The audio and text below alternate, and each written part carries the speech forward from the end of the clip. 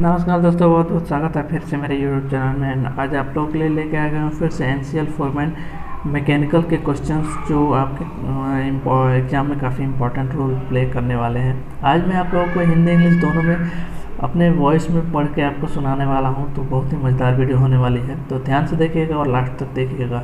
अगर चैनल पर नए हैं तो चैनल को सब्सक्राइब कर दीजिए और बेल आइकन को प्रेस कर दीजिए ताकि मेरी हर वीडियो का नोटिफिकेशन आप तक पहुँचता रहे। तो देर न करते हुए वीडियो को शुरू करते हैं। पहला क्वेश्चन कह रहा है, if an application calls for stress और screw threads in one direction only, then the following types of threads would be best suit. यानी कि यदि कोई एप्लीकेशन केवल एक दिशा में पेंच थ्रेड्स पर तनाव के लिए कहता है तो निम्न प्रकार का धागा सबसे उपयुक्त होगा।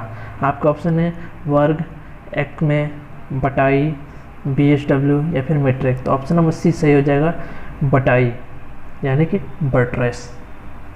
अगला क्वेश्चन क्या कह रहा है, when a bolt is subjected to shock loading the resilience of the bolt should be considered in order to prevent breakage at. यानी कि जब एक बोल्ट को शॉक लोडिंग के अधीन किया जाता है तो ब्रेक को रोकने के लिए बोल्ट के लिए लचीलेपन पर विचार किया जाना चाहिए। आपका ऑप्शन है टांग, प्रधान, मध्यम में, धागे पर या फिर कहीं भी बोल्ट में। ऑप्शन नंबर डी से हो जाएगा धागे पर यानी कि एट द थ्रेड्स। अगला क्वेश्चन कह रहा है, IS specific following total number of grades of tolerance. यानी कि IS सहिष्णुता के ग्रेड की कुल संख्या के बाद निर्दिष्ट करता है। आपका ऑप्शन है 18, 16, 20, 22 या 14। तो ऑप्शन नंबर ए सही हो जाएगा 18 यानी 18। अगला क्वेश्चन कह रहा है, for the standard coarse threads of nut the threads will be as a strong in failure by shear as the bolt in tension if the height of nut is approximately.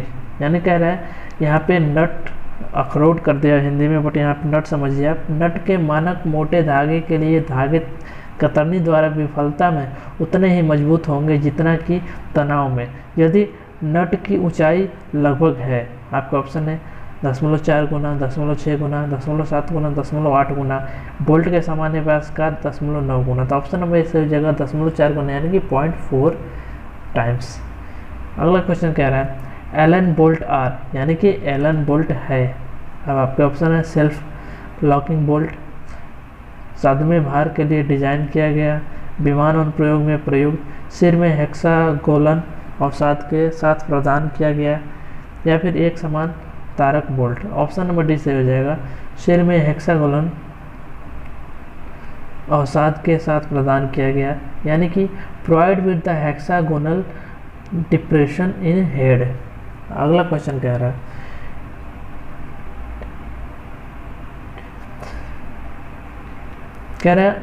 Austenite RSA combination of, यानी austenite का एक संयोजक है।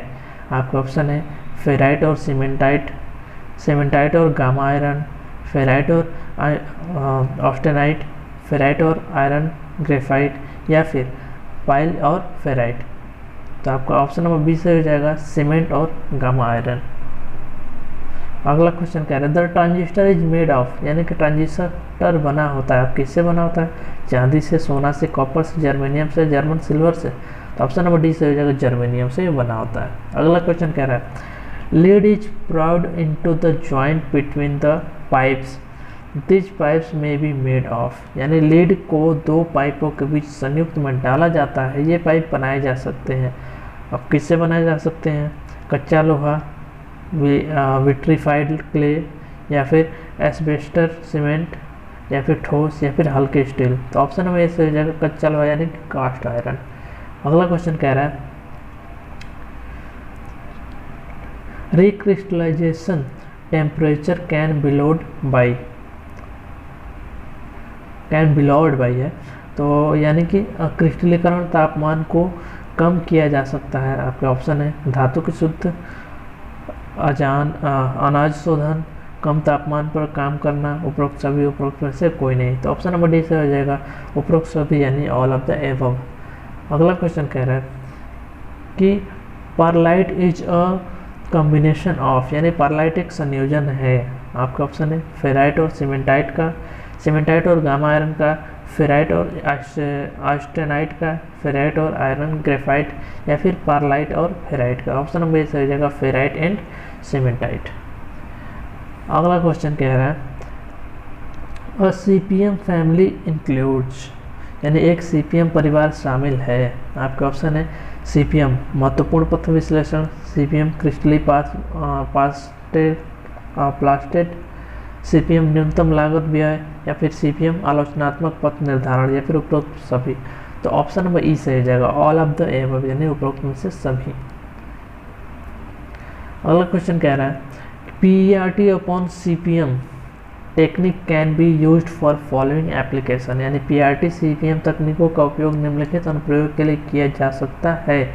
आपका option है एक बार परियोजना के माध्यम से, रख रखाव कार्य, अनुसंधान और विकास, सभी गैर तकनीकी कार्य, उपरोक्त सभी। तो ऑप्शन नंबर ई सही हो जाएगा उपरोक्त सभी। अगला क्वेश्चन कह रहा है कि PERT analysis is based on, यानी पीईआरटी विश्लेषण पर आधारित है। अब किस पे आधारित है? आशावादी समय, निराशावादी समय, सबसे अधिक संभावना वाला समय, उपरोक्त सभी, उपरोक्त में से कोई नहीं। तो ऑप्शन नंबर डी से हो जाएगा उपरोक्त सभी, यानी ऑल ऑफ द एबव।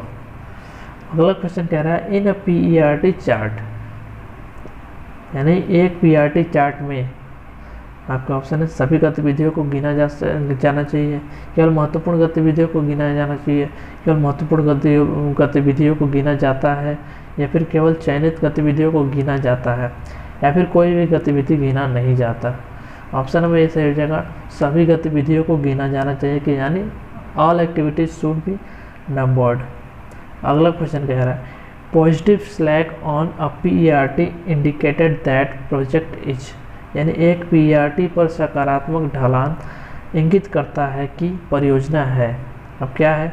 अनुसूचित से आगे है, अनुसूची से परे है, अनुसूची के अनुसार है, या फिर महत्वपूर्ण पथ पे है, उपरोक्त में से कोई नहीं। ऑप्शन नंबर ए से हो जाएगा अनुसूची के आगे है, यानी कि अहेड ऑफ शेड्यूल। अगला क्वेश्चन कह रहा है फिल्म बॉइलिंग अकॉर्ड्स एट, यानी कि फिल्मी बॉइलिंग होती है।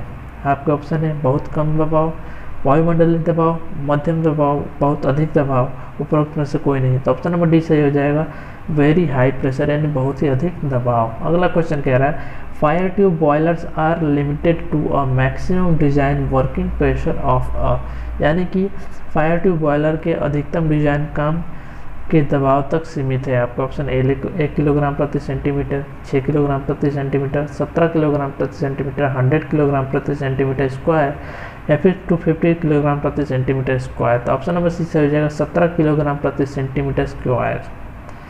अगला क्वेश्चन कह रहा है कि the basic job of feed water treatment in boilers is to overcome the problem of, यानी कि बॉयलर के फीड वाटर ट्रीटमेंट का मूल काम है कि इस समस्या को दूर किया जाए। आपका ऑप्शन है जंग, पैमाना, कैरी ओवर, उत्सर्जक, उपरोक्त सभी। तो ऑप्शन नंबर ई से हो जाएगा उपरोक्त सभी, यानी ऑल ऑफ द एबव।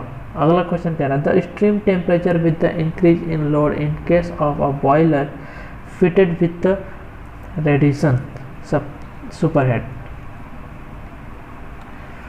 यानी कि बॉयलर सुपर हीटर के साथ लगे बॉयलर के मामले में लोड में वृद्धि के साथ भाप का तापमान आपका ऑप्शन है बढ़ता है, घट जाता है, अप्रभावित रहता है, पहले बढ़ता है फिर घटता है, अप्रत्याशित। तो ऑप्शन नंबर बी से हो जाएगा घटता है, यानी डिक्रीज होता है।